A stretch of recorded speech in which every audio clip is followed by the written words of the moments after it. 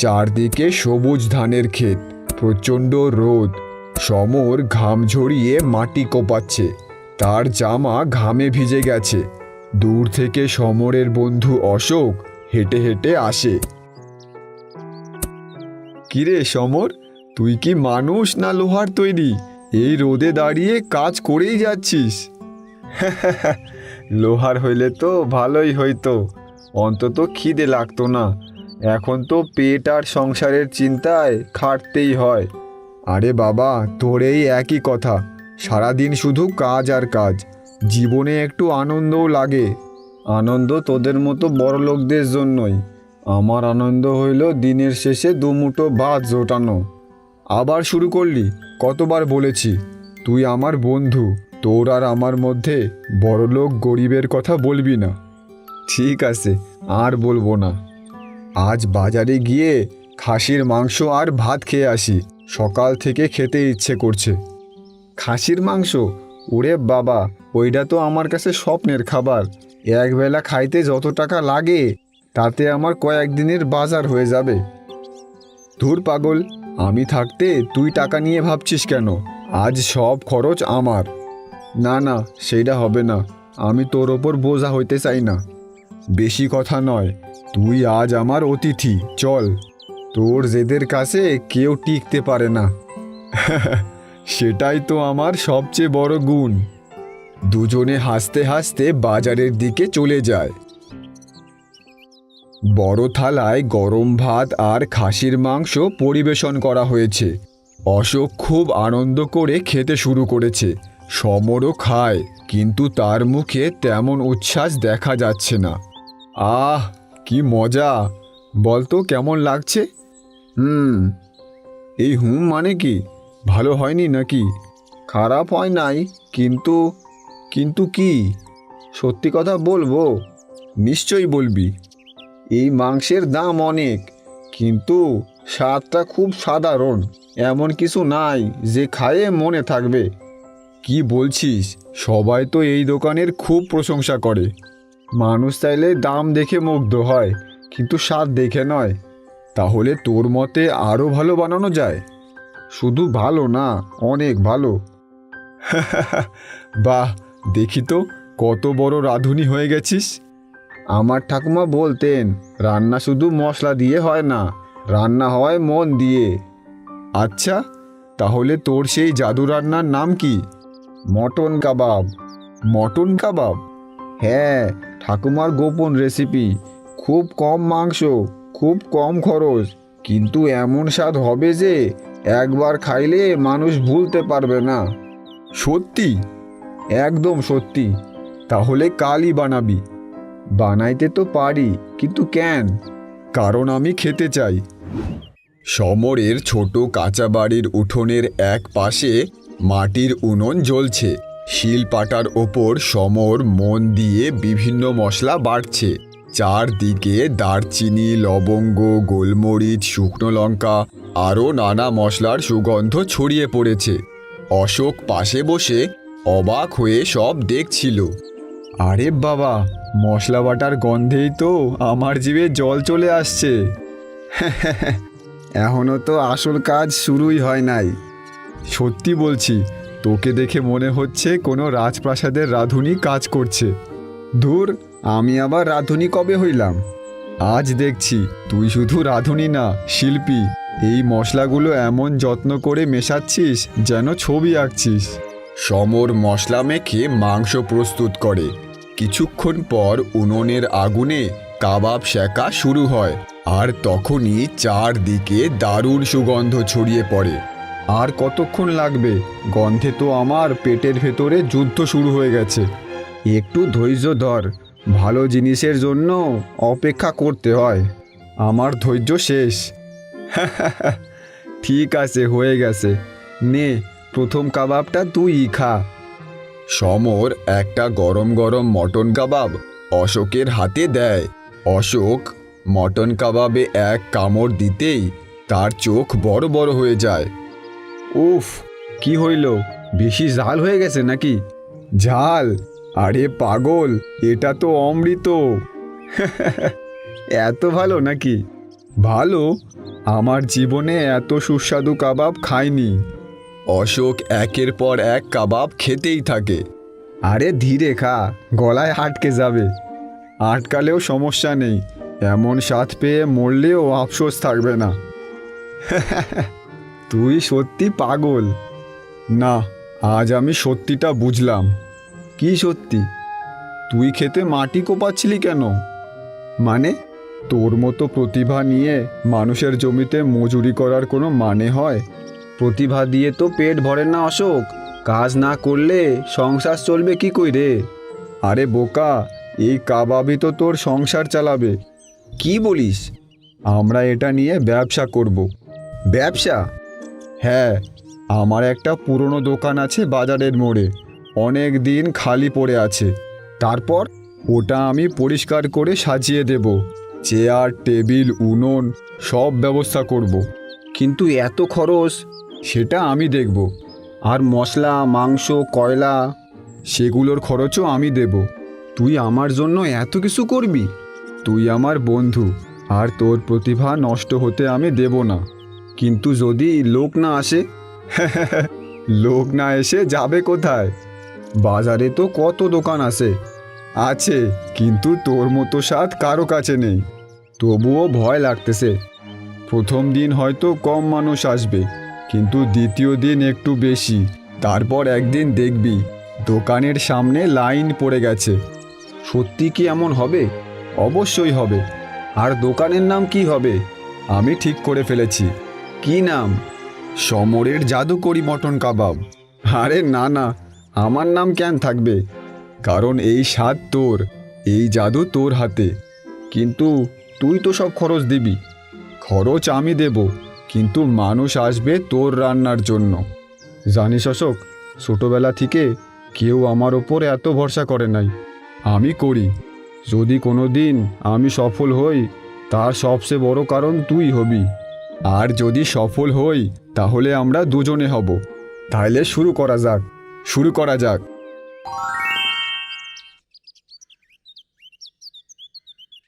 দোকানের সামনে উপচে পড়া ভিড়। দূর দূরান্ত থেকে মানুষ কাবাব খেতে এসেছে। কেউ লাইনে দাঁড়িয়ে আছে, কেউ বেঞ্চে বসে আছে। অন্যদিকে অশোক অর্ডার নিচ্ছে। আরে ভাই, কতক্ষণ ধরে দাঁড়িয়ে আছি, আমাকে দিন। সবাই যদি আগে চান তাহলে দেব কাকে? একটু ধৈর্য ধরুন, সবাই পাবেন। আমি পাশের গ্রাম থেকে এসেছি শুধু এই কাবাব খাওয়ার জন্য। সমর প্লেটে কাবাব রেডি করে বলে, অশোক, ওই দাদাগুলোর অর্ডার তৈরি। ঠিক আছে, এই যে দাদা, আপনাদের কাবাব। বাহ দাদা, তোমার হাতে সত্যিই জাদু আছে। এই স্বাদের জন্য আমি রোজ আসি এখানে। চারপাশে সবাই সমরের প্রশংসা করতে থাকে। আমার গ্রামে তো সমরদার কাবাবের জন্য এই গ্রাম খুব ফেমাস হয়ে গেছে। সমরের কাবাবের জবাব নেই। সমরের হাতের কাবাব এখন পুরো এলাকার গর্ব। অশোক সবার কথা শুনে হাসে, কিন্তু ধীরে ধীরে হাসিটা একটু ফিকে হয়ে আসে। ঠিক তখনই গ্রামের বৃদ্ধ ব্যক্তি বিমল কাকু দোকানে ঢোকেন। এই যে অশোক, আমার জন্য এক প্লেট কাবাব হবে নাকি? আরে বিমল কাকু, আপনার জন্য তো সব সময়ই হবে, বসুন। কিছুক্ষণ পর বিমল কাকুর সামনে কাবাব পরিবেশন করা হয়। তিনি কাবাব এক কামড় খেতেই, উফ, এ তো সত্যিই অসাধারণ। বলেছিলাম না কাকু, একবার খেলেই বারবার আসতে ইচ্ছে করবে। ঠিকই বলেছিস। তিনি চারদিকে তাকিয়ে দেখেন সবাই সমরের নাম করছে। সমর না থাকলে এই দোকানের কোনো অস্তিত্বই থাকতো না। বিমল কাকু একটু ভেবে অশোকের দিকে তাকান। বুঝলে অশোক, একটা কথা বলি। বলুন কাকু। দোকানটা তোমার, টাকা পয়সা জায়গা সাজসজ্জা সব তোমার। হ্যাঁ, তবে সমরেরও পরিশ্রম তো আছে। আছে বটে, কিন্তু একটা জিনিস খেয়াল করেছো? কি? সবাই শুধু সমরের জয়গান গাইছে, কেউ বলছে না যে অর্ক নিজের টাকা খাটিয়েছে। ওসব নিয়ে আমি ভাবি না কাকু। এখন ভাবিস না, কিন্তু সত্যিটা তো সত্যি। কি সত্যি? সমর না থাকলে দোকান চলবে না, ঠিক আছে, কিন্তু তুই না থাকলেও কি দোকানটা চলতো? মানুষ শুধু রান্নার স্বাদ দেখছে, কিন্তু দোকানটা দাঁড় করানোর পেছনে যে তোর হাত আছে সেটা কেউ দেখছে না। অশোকের মুখের হাসি ধীরে ধীরে মিলিয়ে যেতে থাকে। আমি তো দেখছি তুই এখন মালিকের চেয়ে ম্যানেজারের কাজ বেশি করছিস। ম্যানেজার? হ্যাঁ, টাকা তোর, দোকান তোর, ঝুঁকি তোর, অথচ লোকজন বলছে সমরের দোকান, সমরের কাবাব, সমরের জাদু। খারাপ নিস না বাবা, আমি শুধু যা দেখছি তাই বলছি। বিমল কাকু আবার কাবাব খেতে শুরু করে, কিন্তু তার কথাগুলো অশোকের মাথার ভেতর ঘুরপাক খেতে থাকে। আমি কি সত্যিই শুধু ম্যানেজার? সবাই কি শুধু সমরকেই দেখে? এই সাফল্যের আমার কোনো মূল্য নেই? অশোক রান্না করতে থাকা সমরের দিকে তাকায়। সমর তখন হাসি মুখে খদ্দেরদের জন্য কাবাব বানাচ্ছে। সেই দিন সন্ধ্যায় সমর অশোককে বলে, অশোক শোন, আজ আবার সব কাবাব বিক্রি হয়ে গেছে। কিন্তু অশোকের মুখে আগের মতো আনন্দ নেই। তার মুখে এক অদ্ভুত বিষণ্ণতা আর অস্থির ছায়া ফুটে ওঠা। কি হইল? শরীর খারাপ নাকি? না, কিছু কথা ছিল। বল। অশোক উঠে দাঁড়ায়। সমর, ব্যবসা এখন অনেক বড় হয়েছে, তাই কিছু নিয়ম বদলাতে হবে। সেটা তো ভালো কথা, কি বদলাইতে চাস? প্রথমত এই শিলপাটায় মশলা বাটার ঝামেলা বন্ধ। মানে? কাল থেকে আমি বাজার থেকে প্যাকেটজাত মশলা কিনে আনব। কিন্তু কেন? এতে সময় বাঁচবে, কাজও দ্রুত হবে। সময় বাঁচবে ঠিকই, কিন্তু স্বাদ? স্বাদে এমন কি পার্থক্য হবে? অনেক পার্থক্য হবে। আরে ধুর, মানুষ কি এত কিছু বোঝে? বোঝে অশোক, হয়তো মুখে বলতে পারে না, কিন্তু বোঝে। এই হাতে বাটা মশলাই তো আমাদের দোকানের প্রাণ। আমি যা বলছি তাই হবে। আচ্ছা, আর কি পরিবর্তন? দোকানের সব আয় ব্যয় এখন থেকে শুধুমাত্র আমার হাতে থাকবে। শুধু তোর হাতে? হ্যাঁ, কিন্তু এতদিন তো আমরা একসাথে হিসাব করছি, এখন থেকে আর করব না। তাইলে? তুই শুধু রান্না করবি, মাস শেষে আমি তোকে মজুরি দিয়ে দেব। সমর হতবাক হয়ে অশোকের দিকে তাকিয়ে থাকে। মজুরি? হ্যাঁ। আমি কি ঠিক শুনলাম? একদম ঠিক শুনেছিস। কিন্তু আমরা তো বন্ধু ছিলাম, আমরা তো একসাথে এই স্বপ্ন দেখছিলাম। স্বপ্ন দেখেছিলাম ঠিক, কিন্তু বাস্তবটা আলাদা। বাস্তবটা কি? বাস্তব হলো দোকানটা আমার, জায়গা আমার, টাকা আমার, তুই একজন রাঁধুনি। এক মুহূর্তে চারপাশ যেন নিস্তব্ধ হয়ে যায়। শুধু একজন রাঁধুনি? হ্যাঁ। এই দোকান শুরু করার দিনই তুই বলছিলি আমরা দুইজনেই সফল হব। তখন পরিস্থিতি আলাদা ছিল। আর আজ? আজ ব্যবসা বড় হয়েছে, আবেগ দিয়ে ব্যবসা চলে না। তাই বুঝি? পছন্দ না হলে কাল থেকে আসিস না। তুই সত্যি এটা বলতেছিস? হ্যাঁ বলছি। আমার দিকে একবার তাকায় বল। অশোক সরাসরি সমরের চোখের দিকে তাকায়। বললামই তো, পছন্দ না হলে কাল থেকে আসিস না। সমরের চোখে কষ্ট ফুটে ওঠে, কিন্তু সে রাগ করে না। জানিস অশোক, আমি গরিব মানুষ, জীবনে অনেক কষ্ট পেয়েছি, কিন্তু সবচেয়ে বড় কষ্ট লাগে তখনই যখন নিজের মানুষ পর হয়ে যায়। নাটক করার দরকার নেই। আমি নাটক করতেছি না, শুধু একটা কথা মনে করায় দিচ্ছি। কি কথা? এই দোকান আমরা ইট কাঠ টাকা দিয়ে তৈরি করি নাই, বিশ্বাস দিয়ে তৈরি করছিলাম। অশোক চুপ করে থাকে। আজ যদি বিশ্বাস না থাকে, তাইলে এই দোকানে আমার থাকার কোনো মানে নাই। সেটা তোর ইচ্ছা। ঠিক বলছিস। সমর নিজের শিলপাটা হাতে তুলে নেয়। ওটা কোথায় নিয়ে যাচ্ছিস? এইটা আমার ঠাকুমার স্মৃতি। যেই দিন আমি প্রথম কাবাব বানাইছিলাম, সেই দিনও এটা ছিল। আর শোন, আমি তোর ওপর রাগ করে যাচ্ছি না, কারণ আমি এখনও আমার বন্ধুরে ঘৃণা করতে শিখি নাই। বন্ধুত্বের জায়গায় যখন মালিক শ্রমিক চলে আসে, তখন আর সেইখানে থাকা যায় না। ভালো থাকিস অশোক। সমর ধীরে ধীরে দোকান থেকে বেরিয়ে যায়। একটু দূরে গিয়ে সে একবার পেছনে ঘুরে তাকায়। তারপর সে অন্ধকার রাস্তায় হেঁটে চলে যায়। অশোক একা দাঁড়িয়ে থাকে, মুখে কঠোরতা থাকলেও ভেতরে কোথাও একটা অদ্ভুত শূন্যতা জন্ম নেয়।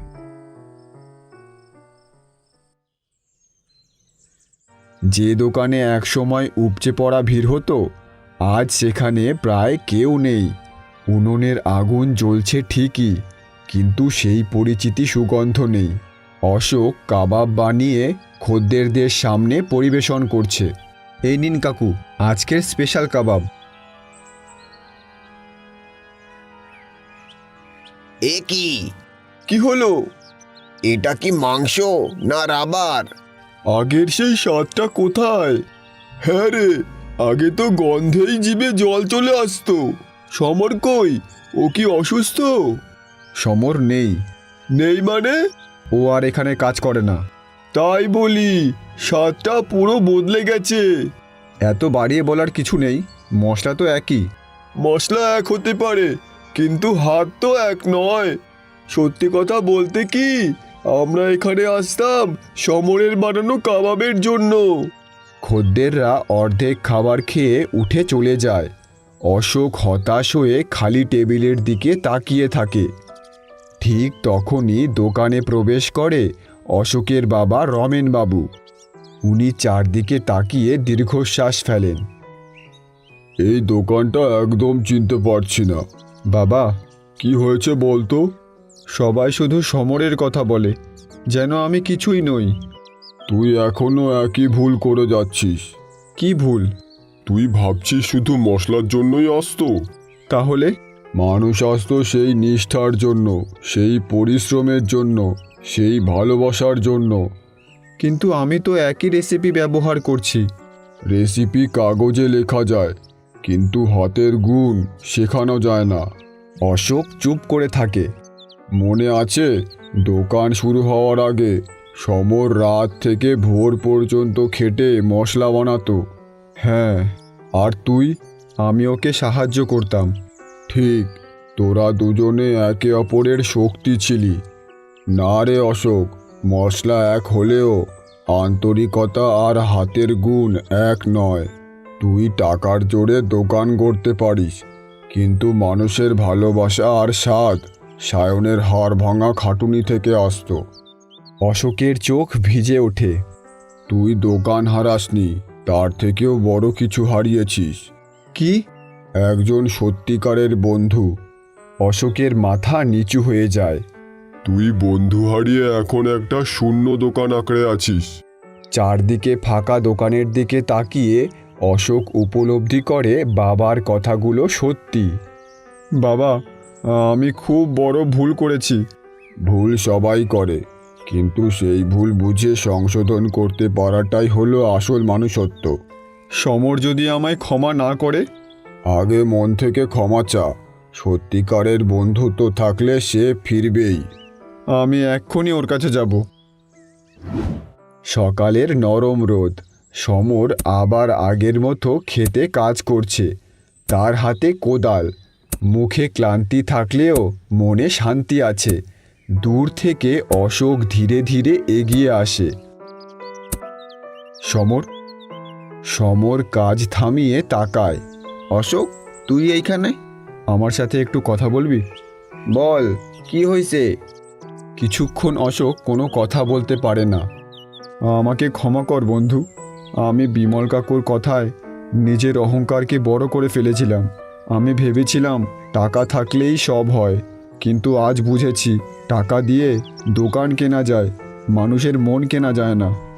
অশোকের চোখের জল গড়িয়ে পড়ে। তোর স্বাদ ছাড়া আমার দোকান মৃত হয়ে গেছে সমর। খদ্দেররা ফিরে যাচ্ছে, সবাই শুধু তোকে খুঁজছে। মানুষ ভালো খাবার চায়, এইটাই স্বাভাবিক। না, শুধু খাবার না, তারা সেই ভালোবাসাটাকেও খুঁজছে যা তুই দিতিস। অশোক দুই হাত জোর করে। তুই কি ফিরবি না বন্ধু? সমরের মুখে মৃদু হাসি ফুটে ওঠে। জানিস অশোক, যেই দিন আমি দোকান সাইডে বেরোয়ছিলাম সেই দিনই তোরে আমি ক্ষমা করে দিছিলাম। সত্যি? বন্ধুর ওপর রাগ বেশি দিন রাখা যায় না। তাহলে চল, আজকেই দোকানে ফিরে চল। একটা শর্ত আছে। আমি সব শর্ত মেনে নেব। আমারে অংশীদার হিসাবে না, তোর পুরো সমর বন্ধু হয়ে ফিরতে হবে, যেইখানে কোনো অহংকার, কোনো মালিক শ্রমিক সম্পর্ক থাকবে না। কথা দিলাম। আর আমরা মনে রাখবো, এই দোকান বন্ধুত্বের ওপর দাঁড়ায় আছে। ঠিক বলেছিস, তোকে ছাড়া সমরের জাদু মটন কাবাব কোনোদিন পূর্ণ হবে না। আর তোরে ছাড়া সেই দোকান শুরুই হইতো না। চল বন্ধু, আজ আবার শিলপাটায় মশলা বাটা হবে। চল। দুই বন্ধু একসাথে মাঠ থেকে চলে যায়। কয়েক সপ্তাহের মধ্যেই দোকানে আগের মতো ভিড়, চারদিকে হাসি, আনন্দ আর কাবাবের মন মাতানো গন্ধ। সমর কাবাব বানাচ্ছে, অশোক খদ্দেরদের সামলাচ্ছে। দুজনের মুখেই তৃপ্তির হাসি। দূরে দাঁড়িয়ে বিমল কাকু সব দেখছেন, তার মুখে অনুশোচনা। অজান্তে আমি কত বড় ভুল করে ফেলেছিলাম। ভালোই হয়েছে, ছেলে দুটো আবার এক হয়ে গেছে। সমর আর অশোক একে অপরের দিকে তাকিয়ে হাসে। টাকা দিয়ে হয়তো উপকরণ কেনা যায়, কিন্তু গুণী মানুষের মর্যাদা না দিলে কোনো সৃষ্টি দীর্ঘস্থায়ী হয় না। বন্ধুত্ব, বিশ্বাস আর নিজের কাজের প্রতি ভালোবাসাই হলো মানুষের আসল সম্পদ।